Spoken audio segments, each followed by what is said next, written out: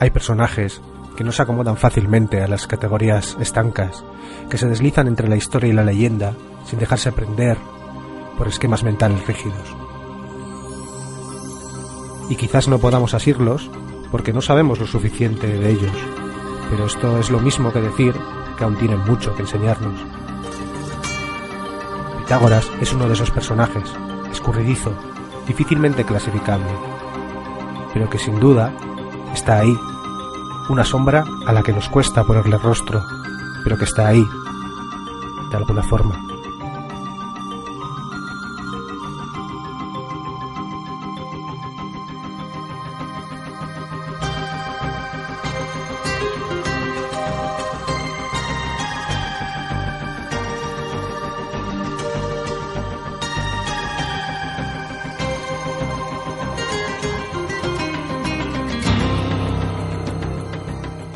David de la Fuente, profesor del Departamento de Historia Antigua de la UNED, es traductor de autores clásicos como Plutarco, autor de, entre otras, una obra sobre los oráculos griegos o el reciente Vidas de Pitágoras. David, bienvenido a la Linterna de Diógenes. Muchas gracias. En la contraportada de tu libro, en Vidas de Pitágoras, se describe a Pitágoras como la primera figura en el mundo occidental que encarna el arquetipo del mediador sapiencial entre la comunidad humana y lo divino. Y las implicaciones de las doctrinas de Shaman en la historia de las ideas son enormes, pues sus invenciones abarcan todos los campos del saber: matemáticas, astronomía, filosofía, retórica, política, adivinación, medicina y religión. Nada escapa a este sabio griego al que se atribuye un famoso teorema matemático, las escalas musicales y la idea de la inmortalidad del alma. Casi nada. Sí, bueno, como ves en el libro, bueno, pues se estudia un personaje que es fundacional en la historia de la cultura occidental. Bueno, es un nombre casi legendario que ha trascendido hasta nuestros días como, bueno, pues como un símbolo de varios saberes, en concreto de la matemática, de la música también, pero en el libro lo que intento es, más allá de la leyenda, más allá del mito, pues intentar rastrear las huellas históricas del Pitágoras, que existió ciertamente, que vivió a caballo entre los siglos VI y V anteriores a nuestra era, y que fue seguramente un personaje, así intento demostrar en el libro, más relacionado con el campo de la religión que con el campo de lo que hoy entenderíamos por ciencias o por saberes técnicos. Bueno, se lo he definido a veces, y yo así lo defiendo en el libro, como una especie de chamán, como un fundador de un tipo de vida alternativo, regida por preceptos rígidos que llevaban a una especie de ascesis del individuo, a fin de que su alma obtuviera, bueno, pues un destino más agradable en el más allá. En las fuentes antiguas se le atribuye nada menos que la introducción en Grecia y por tanto en Occidente de un concepto que ha tenido mucho recorrido en nuestra tradición cultural, que es el concepto de la inmortalidad del alma. La idea de que el alma se separa del cuerpo al morir, o que es capaz también de separarse, de emprender un cierto vuelo lejos de las ataduras de la carne y volar o visitar regiones del más allá para volver y contar tras el vuelo chamánico lo que ha visto, ¿no?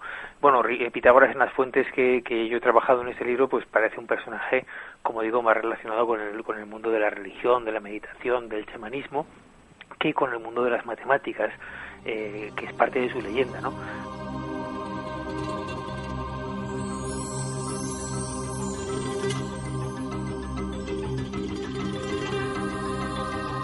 Históricamente lo situamos en este periodo histórico. Él nace en la isla de Samos, una isla que está en pleno meollo del mundo jónico de la época arcaica, donde nace también la filosofía de Tales, de Anaximandro y de otros grandes filósofos que supuestamente fueron sus maestros.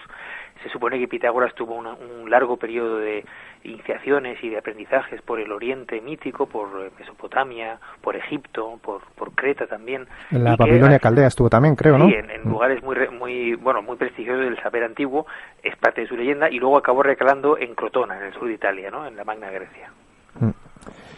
Bueno, es muy curioso que esta conexión entre el mundo jónico de Asia Menor, de las islas y la costa de Asia Menor, y el mundo de la Magna Grecia, donde, bueno, pues también nace una filosofía muy brillante, que es la eleática, ¿no? Parménides, otra figura crucial, o el también llamado chamán Empédocles, ¿no? Son figuras que están en los límites entre la religión, la filosofía, la ciencia, la magia también, la medicina. Es una época esta arcaica del saber griego en el que no hay compartimentos estancos, ¿no? No hay compartimentos como hoy día las tecna y las ciencias griegas. Bueno, pues uno puede ser a la vez político, legislador y también, ¿por qué no?, adivino, líder religioso. Es un mundo que hay que observar desde la moderna investigación de historia de las religiones y de historia antigua, pero sin los condicionamientos o prejuicios anacrónicos de nuestra visión actual de qué es un científico y qué es un filósofo. Entonces, un poco el libro intenta ofrecer una visión alternativa de Pitágoras, no muy de moda. Es un libro que no está escrito al gusto de muchos estudiosos de la religión antigua ahora mismo, que prefieren recalcar otros aspectos de Pitágoras, pero que quiere poner de manifiesto aspectos no tan conocidos, que la gente quizá bueno, pues se encuentre sorprendida ante esta figura, ¿no? Una de las cuestiones a las que más se le atribuye a Pitágoras, o tanto a Pitágoras como a sus seguidores, se les atribuye ser los fundadores de la matemática, pero es que para ellos los números no eran solo números, ¿no? En efecto, la numerología pitagórica, según las fuentes, hay que decir, muy tardías que recogen sus vidas, tenía mucho que ver con la adivinación. De hecho, una de esas fuentes dice que Pitágoras obtuvo el arte de los números del propio Orfeo, nada menos, ¿no? Que es una figura mítica. Bueno, Pitágoras existió. Seguramente formuló teorías matemáticas, teorías musicales, pero que tenían más que ver con un concepto de la música y de los números como medios de conocimiento de lo divino y del mundo más allá de la experiencia humana, que con lo que hoy entendemos por matemática. Desde luego, el teorema famoso que se le atribuye no fue suyo. Eso se puede saber a ciencia cierta. Le pongo dos ejemplos. Los babilonios conocían el teorema 2000 años antes de nuestra era, y lo practicaban. Hay testimonios al respecto. Platón en el Menón recoge este teorema y no lo atribuye a Pitágoras. Es solo en época muy tardía, tan tarde, bueno, pues como época ya cristiana, el siglo V, por ejemplo, cuando se atribuye ese teorema a Pitágoras. Es una época de neopitagorismo, de neoplatonismo. Muchos de los autores de vidas de Pitágoras son de este periodo, en la que se tiende a buscar en Pitágoras una especie de fundador legendario de todo tipo de artes. Antes has hablado de algunas de ellas: la retórica, la política, la religión, la medicina, etcétera, la matemática.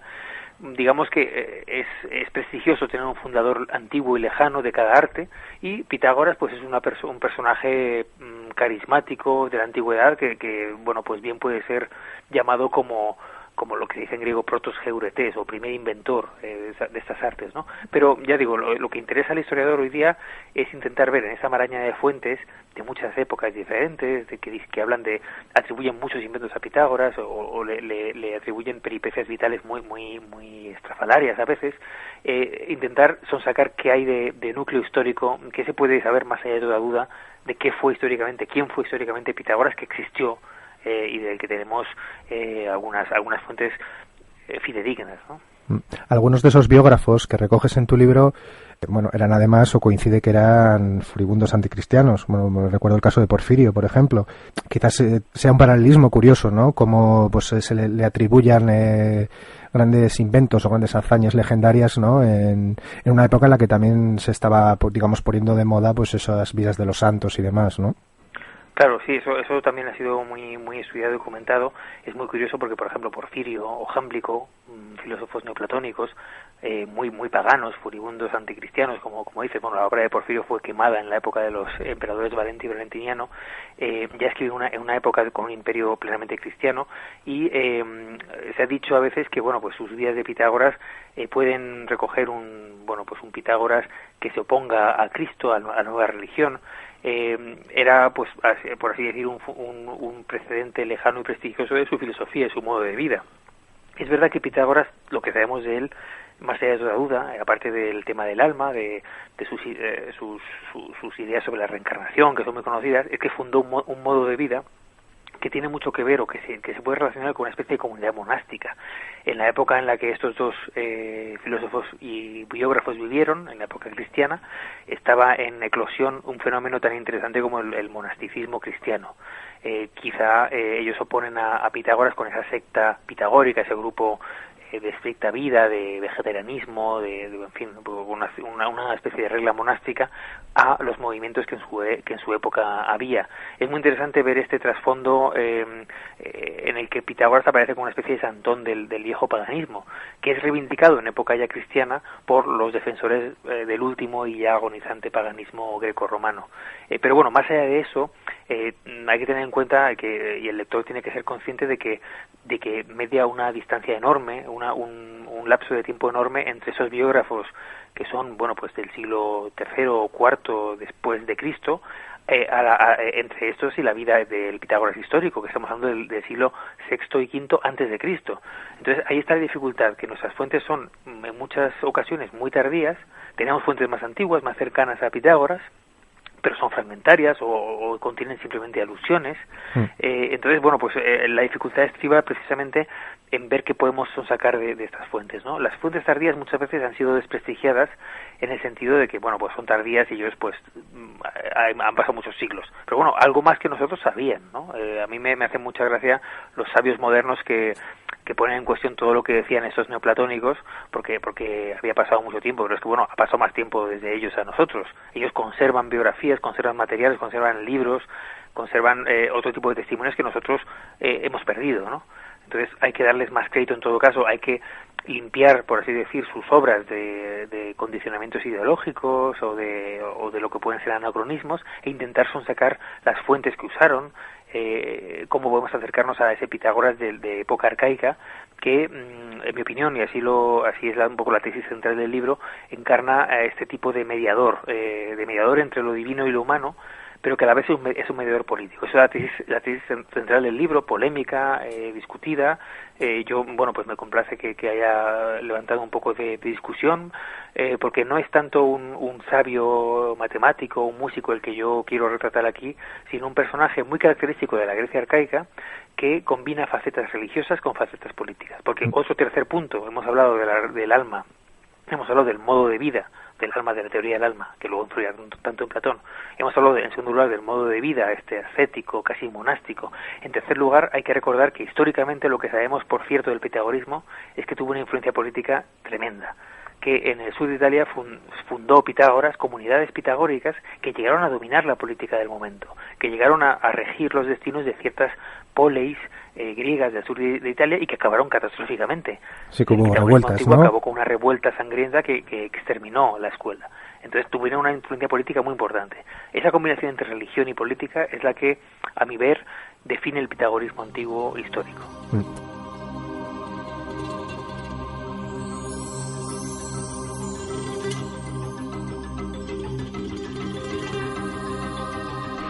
Esa escuela de carácter religioso que nos has mencionado buscaba de alguna forma practicar la pureza. ¿A qué se referían con eso de la pureza, esas normas de pureza y austeridad?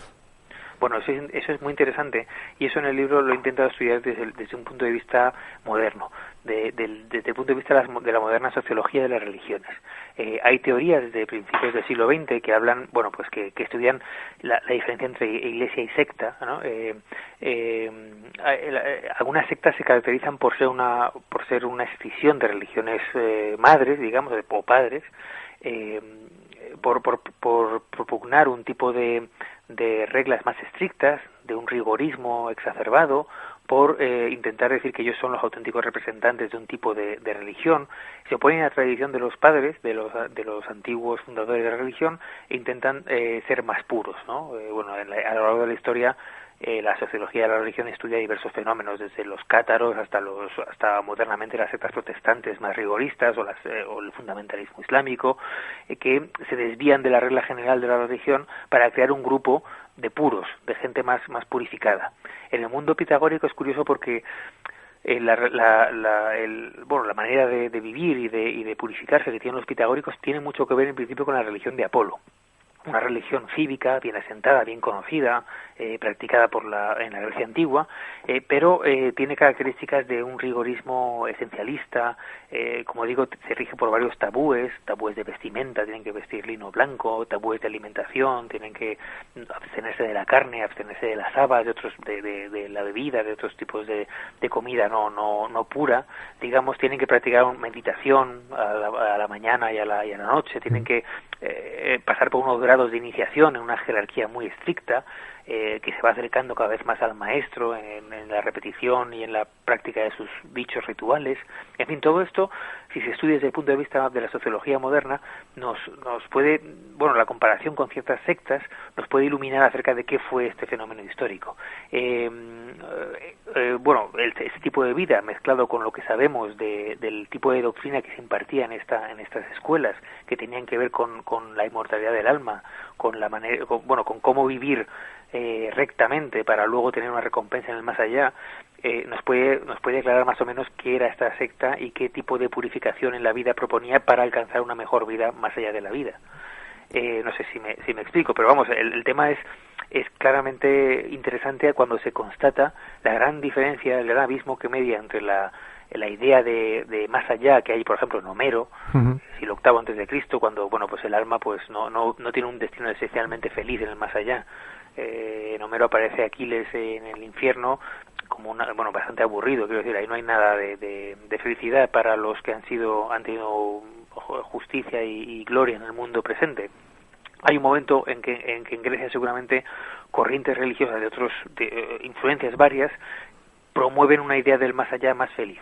Entonces, en este contexto en el que hay religiones mistéricas como el orfismo, figuras divinas como Dioniso, el culto de Apolo en ciertos aspectos, es en el que hay que encuadrar una figura como la de Pitágoras, que encarna pues una especie de comunidad sectaria en el sentido de escisión de un grupo más grande que propugna unas ideas religiosas rigoristas y también radicalmente nuevas que fueron notadas en su época ya como una novedad, ¿no? Dentro del carácter de la secta o la comunidad pitagórica, las severas reglas de disciplina de alguna forma sí que atacan al cuerpo, ¿no? Parece que buscan, digamos, esa salvación más allá de la vida, pero a través del castigo y el tormento del cuerpo. Sí, es una cosa muy interesante también. Epicúreos eran pocos, ¿no? Sí, no, es estas tesis, ¿no? No es una mortificación del cuerpo en el sentido cristiano, pero casi, porque vemos que hay abstinencia de alimentos, frugalidad total, y también, ayuno, meditación, y una cosa a la que dedico algunas páginas que es muy interesante, que es la idea del descenso a la cueva, ¿no? Que es un procedimiento, una técnica de éxtasis, como diría el gran Mircea Eliade, de contacto con el más allá, que significa la catábasis, el descenso al mundo subterráneo, ¿no? El pasar un tiempo hibernando en una cueva. Es un modelo de iniciación, de contacto con el más allá muy repetido en el mundo griego y con paralelos en otras culturas. Se dice de Pitágoras que pasaba algunas temporadas en cuevas, para lo cual se preparaba mediante una especie de comida ritual. Eso nos suena mucho a diversos rituales de la Grecia antigua que parecen técnicas del éxtasis, ¿no? Como diría, como este chamanismo tradicional, y que tienen mucho que ver con una mortificación, un ayuno o una ingesta de una comida ritual para el contacto con el más allá. Para encontrar la visión, ¿no? Exactamente, sí, para encontrar la iluminación o para que el alma salga del cuerpo y visite esos lugares recónditos del más allá y luego vuelva para contarlo. Lo interesante de los chamanes es, los chamanes siberianos y los chamanes de otros pueblos, el tema del chamanismo griego es muy polémico, ¿no? Ya se ha comentado muchas veces si existe o no chamanismo, si se puede hablar del chamanismo o no. Y es un tema polémico y es un tema que está desprestigiado, pero que yo he querido resucitar en este libro, porque creo que ilumina esencialmente la figura de Pitágoras, ¿no? Y ciertos personajes que visitan esas regiones y vuelven para contar lo que han visto, ¿no? En el proceso de divinación, procesos de vuelo del alma más allá, etcétera.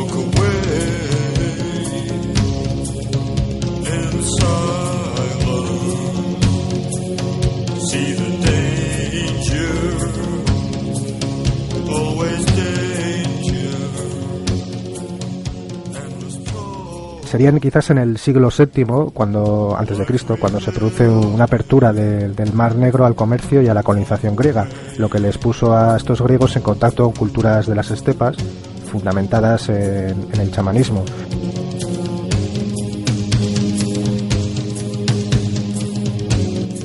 Culturas en las que el chamán era un mediador entre los dioses y los humanos. Un chamán que tras un periodo riguroso de entrenamiento, que ordinariamente pues incluía la soledad o el ayuno, desde este retiro religioso el chamán sale con el poder, real o supuesto, de entrar a voluntad en un estado de disociación mental, y en este estado puede abandonar su cuerpo y viajar a lugares lejanos.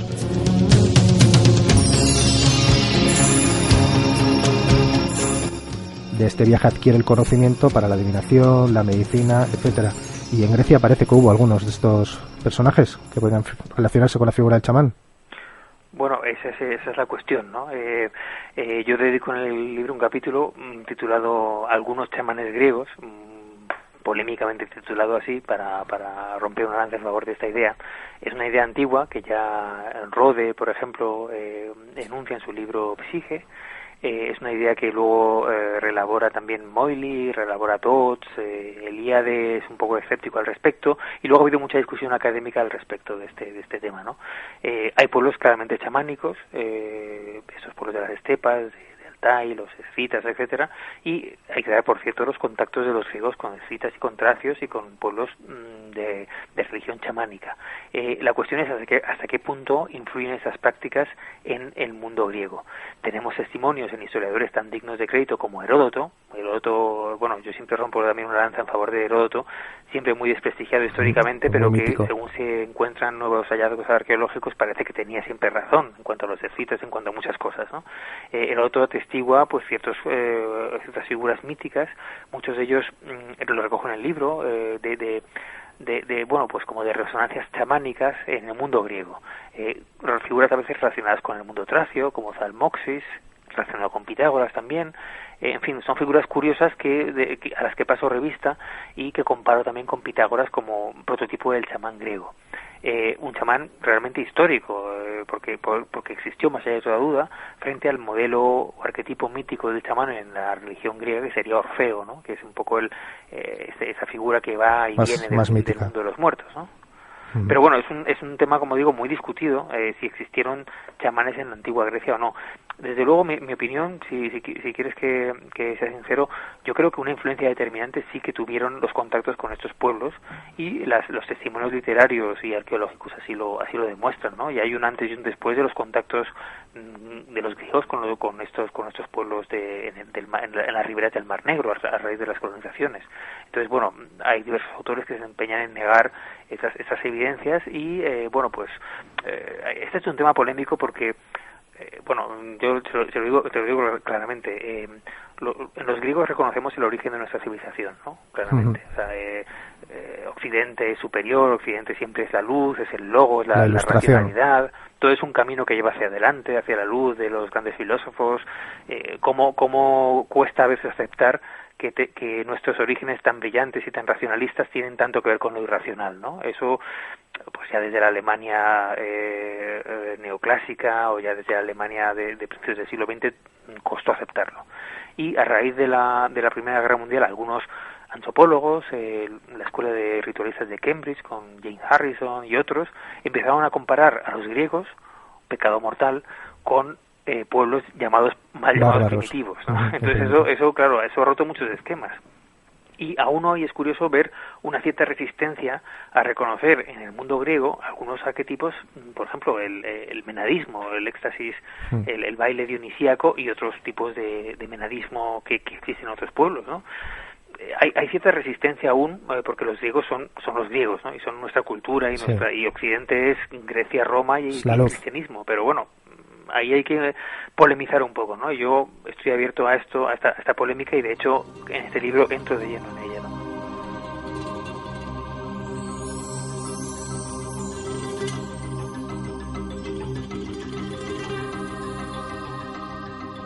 ¿Sería Pitágoras el hombre que llevaría un paso más allá, estas ideas que, bueno, que Rode, que has citado antes, ¿no? Que Rode calificaba de una pequeña gota de sangre ajena en las venas de los griegos. Es decir, sería Pitágoras quien haría evolucionar en el mundo griego estas ideas chamánicas hacia una concepción nueva y revolucionaria de la relación entre cuerpo y alma. Bueno, esa es es la pregunta del millón, claro, porque el problema con Pitágoras es que no podemos decir nada realmente muy seguro, ¿no? Como intento exponer así brevemente, las fuentes son muy confusas, son ambiguas, son lejanas. Tenemos muy poca información y sobre todo tenemos un silencio embarazoso y realmente abrumador de la filosofía posterior. Es decir, ¿qué le debe Platón a Pitágoras? La teoría del alma de Platón, ¿no? Esa idea del alma inmortal separada del cuerpo que luego tanta fortuna tendrá en nuestra cultura, el cristianismo, etcétera. ¿Qué le debe la filosofía posterior a Pitágoras? Curiosamente, tanto Platón como Aristóteles silencian un tanto la figura de Pitágoras, ¿no? Platón se refiere a Pitágoras solo una vez en su obra, por nombre, y hay algunas alusiones muy ambiguas que quizás tengan que ver con él, pero no reconoce ninguna deuda, aunque era un lugar común en la antigüedad que Platón había plagiado a Pitágoras abundantemente. Aristóteles nunca habla de Pitágoras, habla de los llamados pitagóricos despectivamente, intenta, bueno, pues camuflar un poco su legado. ¿Por qué este silencio sobre Pitágoras?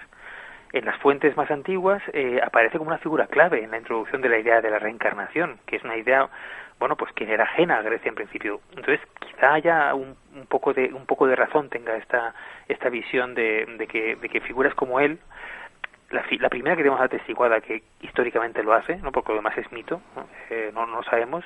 Históricamente él parece que sí que fue a Egipto, como dice Sócrates, que sí que que introdujo la idea del alma inmortal, como recogen los fragmentos presocráticos de Xenófanes y de otros. Parece que sí que introdujo la idea de la reencarnación. Entonces parece que sí que en ese mundo de Asia Menor, en contacto con el Imperio Persa, que llegaba desde el Asia Menor griega hasta la India, recordémoslo, o las estribaciones de la India, hasta Egipto también, en fin, es una primera figura histórica que tenemos que seguramente estuvo en contacto con esos mundos y que algo aportó a la cultura griega, más allá de toda duda. Pero no podemos decir que el silencio en las fuentes y el hecho también, no olvidemos, de que sus doctrinas eran secretas, eran unas doctrinas casi mistéricas, ¿no? Que los iniciados no podían revelar, o los miembros de la secta pitagórica no podían revelar, ¿no? Que era un secreto, pues ha hecho que realmente no podamos decir mucho más, ¿no? ¿Realizaba viajes astrales? Así parece indicar, por ejemplo, estas historias del descenso a la cueva y de a veces historias burlescas o que refieren, pues a algunas trampas que hacía, ¿no? Porque hay una doble tradición sobre Pitágoras, una más positiva y otra más negativa, ¿no? Claro, obviamente, pues muchos le motejan como un charlatán, un embaucador, etcétera, ¿no? Pero parece que sí que tiene mucho que ver esta idea de que el alma se separe del cuerpo para viajar más allá, ¿no? En el libro, en este recuento de chamanes, recojo algunos testimonios de personajes como Hermótimo, que sí que viajaban con el alma, con su daimon, ¿no? Más separado del cuerpo, ¿no? Se puede considerar así.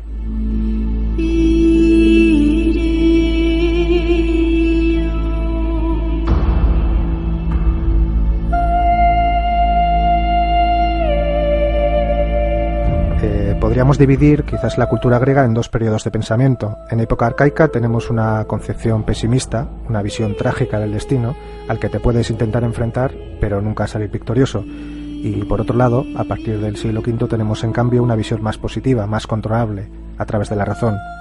¿Podríamos situar a Pitágoras en alguno de estos dos mundos mentales? El siglo V es una época de transición clara entre dos mentalidades, ¿no? En el siglo V se empiezan a proponer visiones racionalistas, alejadas de la tradición mítico-religiosa, visiones de la realidad, de la política también. Es el mundo de la democracia participativa también que aparece, que se quiere desligar también gradualmente del mundo de la tradición, del mundo de los mitos, del mundo de la política más aristocrática. Pitágoras está un poco también hay una frontera que hay que mencionar, que es la frontera entre la oralidad y la escritura. Uh-huh. Muchos de los sabios primordiales de la Grecia antigua no escribieron nunca una palabra, como Sócrates o el propio Pitágoras, del que se dice que no escribió nada. Y otros empezaron a escribir y a dejar sus dichos, sus teorías por escrito.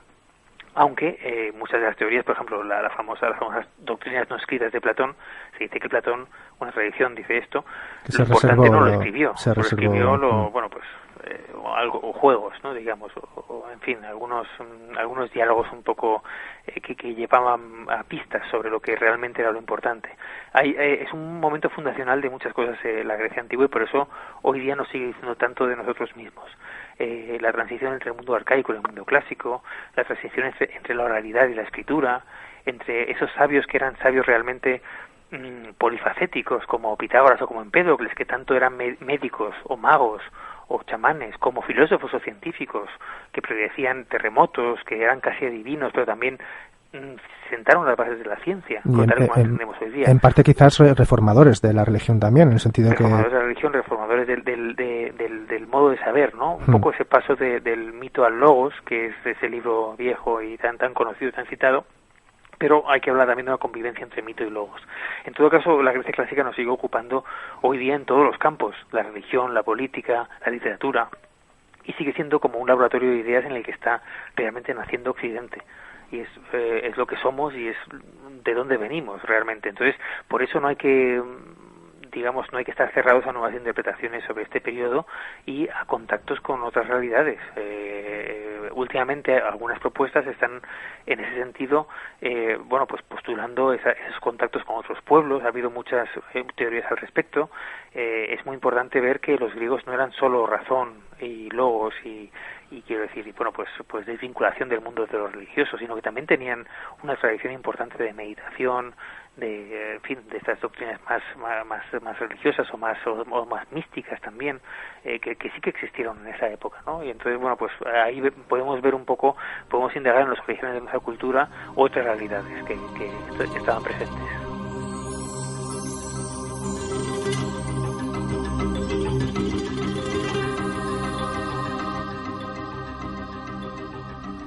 En esa combinación entre religión y filosofía, quizás Pitágoras también tuvo mucha influencia, no solo sobre su propia escuela, sino también a través de Platón y demás, luego en los gnósticos, en el neoplatonismo. Es decir, muchas comunidades posteriores parecen asumir algunos de los preceptos básicos de Pitágoras, al menos en cuanto al tema del alma y la iniciación y de los elegidos y demás. La pregunta clave es ¿qué le debe Platón a Pitágoras? Ahí está. Esa es la pregunta clave, y como no podemos responderla, pues poco más se puede decir. En cuanto a lo que grupos posteriores, como los neoplatónicos, etcétera, le deben a Pitágoras, es muy difuso, como he dicho, ¿no? Porque realmente es muy lejano en el tiempo. Las doctrinas eran secretas y la secta originaria se extinguió con esa revuelta antipitagórica que acabó sangrientamente. Muchos de estos grupos posteriores o grupúsculos posteriores buscan legitimación en esa figura. Es que nuestro fundador mítico es Pitágoras, ¿no? Entonces, pero eso son atribuciones posteriores.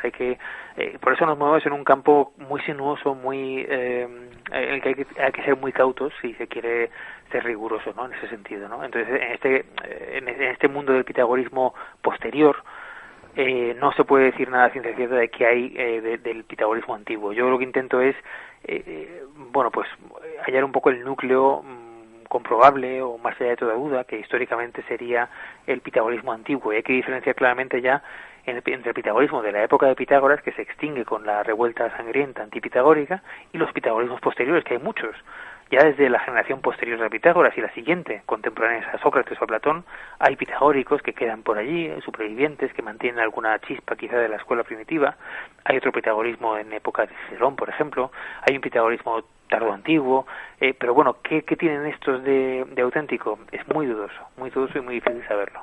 Tuvo también su influencia en el Renacimiento, ¿no? En la época renacentista. Claro, sí. Desde luego en época renacentista, en la que hay una especie de renacimiento también neoplatónico, cuando el griego se vuelve a enseñar y a estudiar y se redescubren los textos clásicos griegos, Pitágoras tiene una cierta importancia en círculos como, en Florencia, en Venecia, los círculos de Marsilio Ficino, incluso para la moderna astronomía de Kepler o de Copérnico, pues se citan los pitagóricos también, ¿no? Ha sido una tradición constante en la historia de la filosofía también, ¿no? Entonces, es una figura, como digo, que ha sido hasta hoy día, ¿no? En la cultura popular se habla de un pitagorín, ¿no? El típico sabio impertinente, ¿no?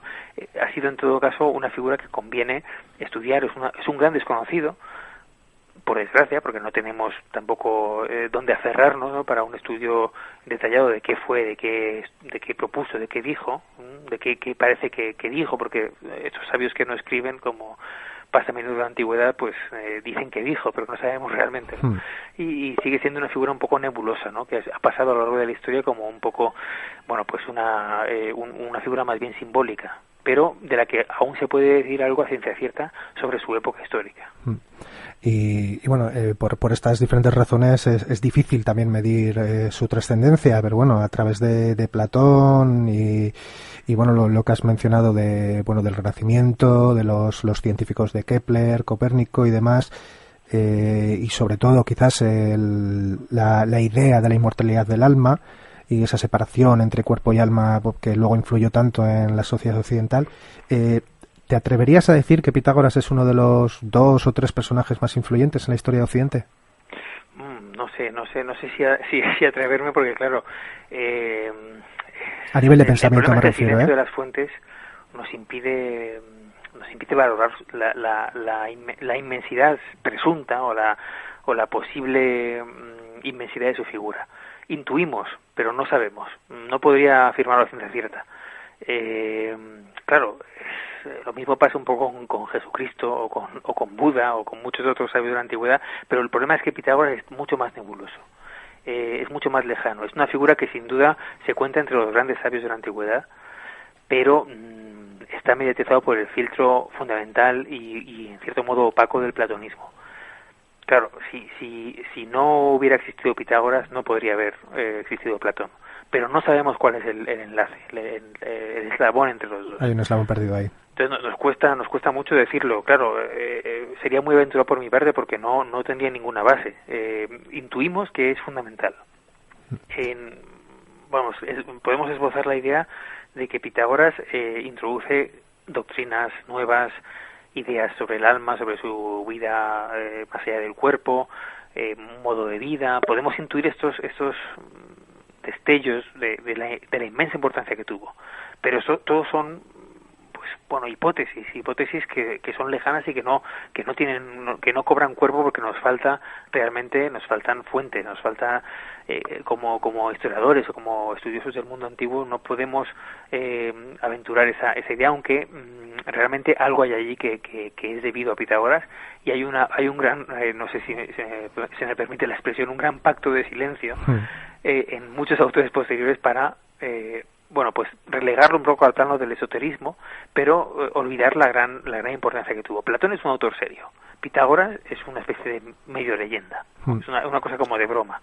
Quizás claro, una complicidad con Platón, ¿no? Hay cierta en la historiografía moderna. El asunto, Platón se movió en círculos pitagóricos, el Arquíteto de Tarento, sus doctrinas están plagadas de referencias a este mundo del alma, a diversas ideas sobre el sabio gobernante de una comunidad política, que seguramente deben mucho a ese interés por el pitagorismo político, pero ya digo, no podemos aventurar nada más, ¿no? Yo creo que, en fin, este libro es un ensayo de interpretación histórica de Pitágoras y de propuestas a veces un poco aventuradas, todo lo que se puede legítimamente hacer, pero aún nos faltan muchas lagunas por rellenar, ¿no?